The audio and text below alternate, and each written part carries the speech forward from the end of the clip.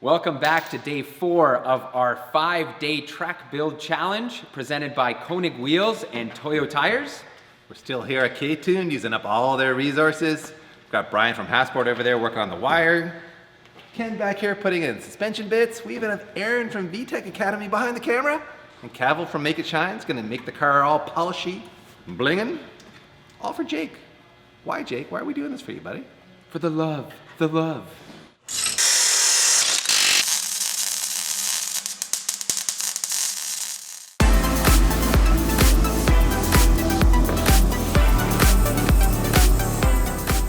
So we just finished installing this ASR subframe / sway bar brace from our friends at JDM Addiction. It helps support this 17 mil sway bar from Maybach. It's 3-way adjustable and it's bigger than the stock. Stock is 13 mil. And yeah, so it's a really nice piece. It comes with spacers from Maybach to help us install it onto the ASR subframe brace. And yeah, pretty straightforward installation. Now we're just waiting for the end links and should be buttoned up. Being bigger, it should help reduce some understeer, I would say. The car's not going to oversteer a lot with the current spring rates, but this will at least loosen it up, help it rotate. And of course, you can see our sexy hard race lower control arms here. It'll clear the rear drive shaft. Yeah, enough already. Enough with the rear drive stuff. We got all the colors back here now, Ken. We got red, blue, silver, and pewter, and what? Is that yellow or brown? I don't know what that is. Yellow. What is this person here? I don't know what these guys are doing in here. Who is this guy? They're over here stripping bolts. Just showed up. By the way, if you guys don't know who Aaron is, he's from VTech Academy. He's Brian's Honda soulmate. These guys make cool videos over at VTech Academy on YouTube.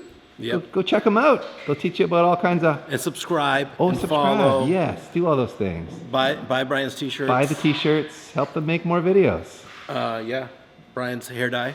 Hair dye, yeah. You can tell he's big on hair dye. I haven't been able to afford it lately. His natural hair is actually jet black. He's going for the Santa Claus look, right? He goes for the white hair because when we go to Honda meets, it's all kids, so his jet black hair would just blend in. So yeah, it's true. He's got to make himself look a little more established. That's right. Because it's a good substitute for knowledge. He's otherwise so poorly known in the Honda scene. You know, he needs to gives stand weight out. to what he says. People will believe it. It's true. Or you could go bald. That's the other option. That's not happening though. Nobody wants to go bald. No, that's just freakish and sad, isn't it? That's just. So, like I was saying yesterday, I found this little section of harness off of TSX charge harness. I was originally going to pull it off of our old engine, but it had a 3-prong plug on the alternator, which is kind of weird. Anyway, I was able to scavenge this one off of TSX harness. I need to get a little rubber booty for our starter wire. That'll plug in right there.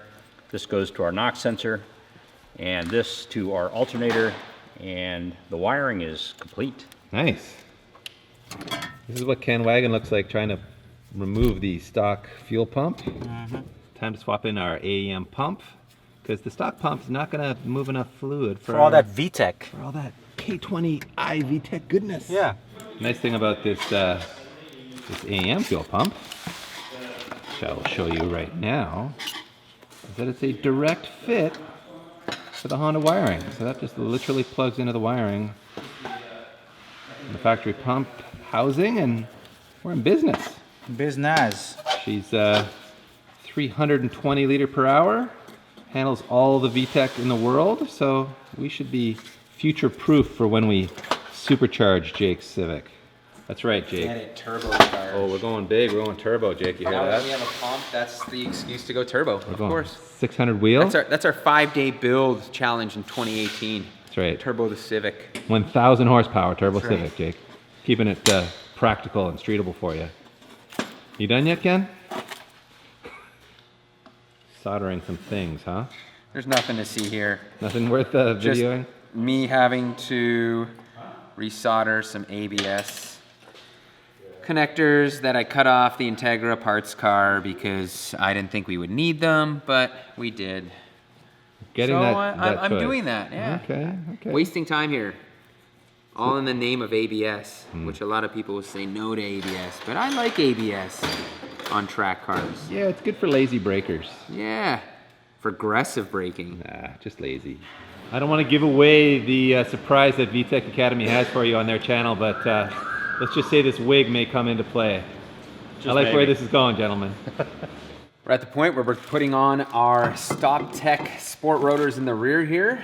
We sourced these through our good friends at Turn 14. They hooked us up and delivered them quicker than we expected, as per usual. Yeah, those guys always deliver on time, if not faster.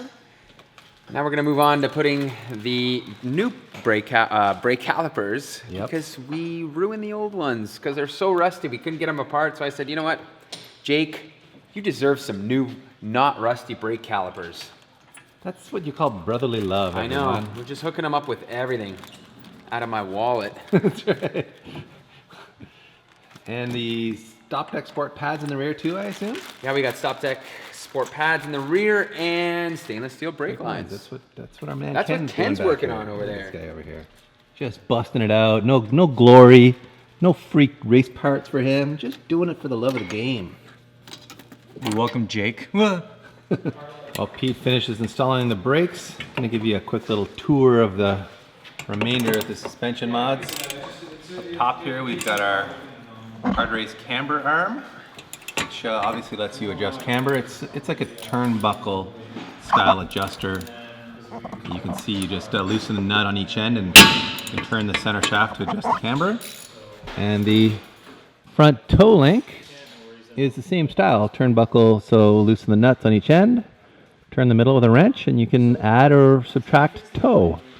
So we have a fully adjustable alignment on the rear of this badass racing machine. I don't know, Pete, is Jake up to using all this adjustability, all this performance? Is he man enough? He's gonna have to be. He has Now to. you take it back. No, that's right. he's gonna rip some serious tech. He loves track, going to the racetrack. Just didn't have a car to do it. Now, it's all gonna be here. We're expecting big things, Jake. We're gonna have us a time attack shootout. See if we can keep up with the Speed Academy Oh boys. yeah, that's big. Yeah. It's been Aaron's contribution to the build so far. Sending that nudie girls on Instagram. Gotta do it for the gram. It's all about the gram, huh? Is that your 420 post for today? Hey man, these posts are really great today. And I'm just looking for Doritos. Do they have Doritos up here? They do, yeah, man. If you got the munchies, we got you covered. Oh, bro, I need like some maple Doritos. Oh, maple Doritos. Man, I like what you're thinking. Okay, so we're getting ready to install the K20 thermostat and thermostat housing. If you notice, it has multiple holes slotted. That way it can bolt on to all the different types of lower thermostat housings that Honda makes. And the neat thing about this, one of the neat things, is the fact that it swivels. So it makes it a little bit easier to find a radiator hose that works. You can move it around, so if you've got a radiator where the outlet's over on this side, you can switch it that way or that, or back over to the other side. If your outlet's on the same side, let's say you've got a double pass tuck radiator or something like that.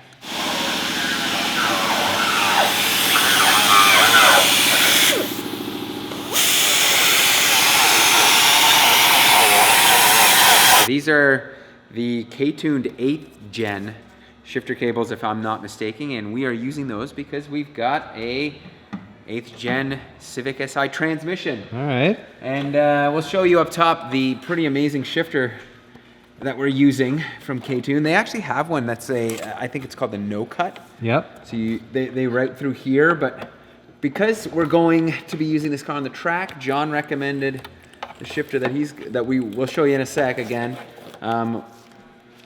for racetrack purposes. And I think we should be good right around there. Does that look good, Brian? Yeah, we're gonna tuck them up above the thing, but yeah, we should be fine. Ooh, Oh, the sway bar, lovely. That's gonna I will fix that. While you Well, we go can- up there and do that. Well, once we come down, I'll go back up and fix it. We'll need to just drop the sway bar down Yeah, just to gently push and it then through. yeah, and then push it through, Okay. and then we can put the sway bar Okay. back up. All right, cool. So, Pete, you seem to be aggressively cleaning under here. What's the deal? We've got some aluminum tape coming to the rescue to fill in some hole gap here. Just to seal that up, nice. Yeah, Okay. That's the certified method, is it? apparently. All the Also race car notice guys- all of the oil spray here. Yeah. That is It's impressive how... Mighty fine. There's a Civic chassis underneath here somewhere. Still, it shows you how well it works because the metal underneath is Oh, yeah? immaculate. So Look at that bolt hole there. oil spray works. There you have your K-tuned shifter box work of billet aluminum art. It is a thing of beauty, isn't it? It is. It's gorgeous. My God, it's adjustable for everything. You can see it's adjustable for shift knob height or shifter lever height. Adjustable cable locations down here as well.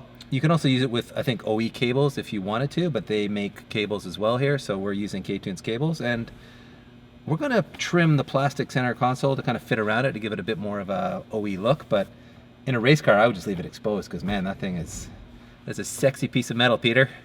I gotta say, I'm pretty proud of myself. I did the aluminum foil tape here. Oh, yeah, look at that. Tuning to pro spec level, I think. Yeah. So That's, our shifter cables are in place. I think it's time to what? Drop the motor in. Or drop the car on the motor, whichever way we're going. Whatever. It's Yeah. going in one Yeah. way or another, right? I like how John from K-Tune snorted when Peter said it was a professional tape job. He wasn't Like impressed. This is a big moment, boys. Are we excited? This is actually just a practice. Are we pumped? Are we stressing? Keep going, keep going, Keep going. keep going. Moan down, moan down, moan down. Oh, come here, man. Come have a look. Stop there for just a moment.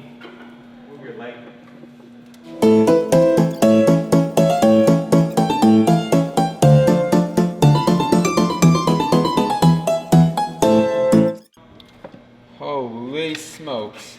Now I see how you do it, Brian. That's impressive.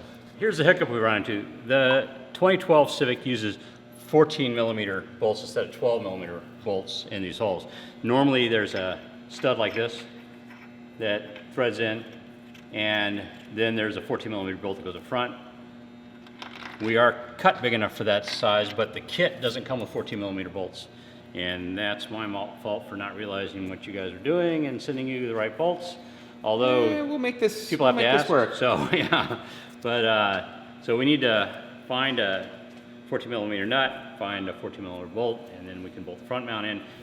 Tap, tap, tap, ooh. There we go. That wasn't even a tap. That was more of a nudge. That was a push. That was just a gentle nudge. He nudged it in there, everybody. So what's the secret sauce with the EKK2 mounts? The EKK2 mounts were made after we made the first EK swap. We noticed that the subframe kicked the engine so far forward that we had to really lower it in order to get it underneath the hood. So it made it kind of what we thought was a kind of a marginal swap. The oil pan hung really low. Okay. So what we did was, I knew that you could actually put Integra suspension on an EK with a few modifications. So we tried an EG and Integra subframe on it. Then we were able to move the engine backwards about 1.5 inches. That allowed us to move it up quite a bit. And that just made for a better mount kit.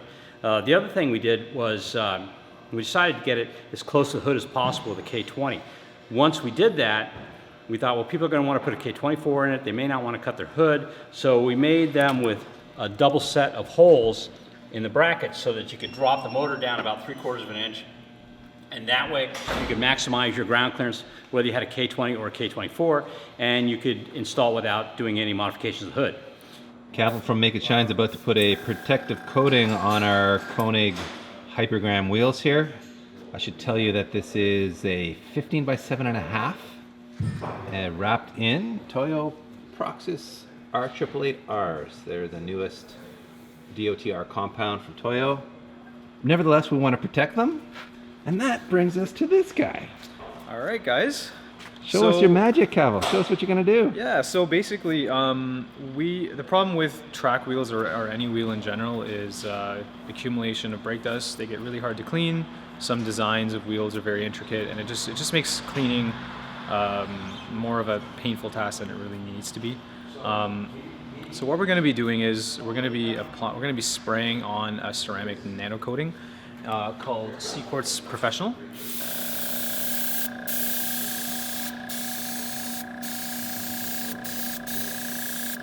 So now that you've sprayed that magic sauce on there, Cavill, why do, say, track guys like us want to do this to our wheels? So as a track guy myself, the last thing I want to do when I've come home from a long day at the track is clean my car. Yeah. So, you know, we all get kind of lazy when it comes down to caring for our cars, especially our track cars. So coating your wheel with ceramic paint coating it kind of buys you a little bit of time to leave your wheels kind of dirty. What it also does is it makes cleanup much easier. And that's really the biggest thing. Part of being neglectful to your car is knowing how much effort it's going to take to clean it. So when you do something like spray a coating on your nice wheels, it makes it much easier to clean, and it makes it more of an enjoyable type of process, right? Right. So the tangible benefits that you get from coating a wheel are pretty much very easy cleaning, which in turn keeps your wheel looking nicer for a longer period of time. So this wheel is pretty much ready to go. I don't have my lights with me, but generally when I coat wheels at our shop, we have an infrared light. So the infrared light cures the coating harder and faster. But for now, given the fact that these wheels aren't going to go on for a little while, we're just going to leave them the way they are. And when they're ready to go on the car and be subjected to track use, they'll be cured and good to go. Cool. Day 4 is done, and Well, the engine's in the bay. I guess we can all just go home, have a beer, and assume that Jake's going to come finish it off tomorrow? no, I don't think so. We've got one more day left, and we're doing a header, wiring, right? Wiring. Axles, exhaust, Brakes. electrical. We got to do Radiator. some wiring, radiator. Polishing. And then a burnout in the parking lot. That's it. Well, that's wishful thinking, but we're gonna try to do something like that. You laughing at my medium steep tea double order? Is that a thing? What do you Americans order? You drink, Coffee, black. you drink your Red Bulls and your Monster Energy drinks and your... Actually, yeah. Yeah, I figured as much. You sugary caffeinate. No, sugar-free. Oh, sugar-free. Because the sugar will hit you really quickly, and then you'll crash right as the caffeine kicks in.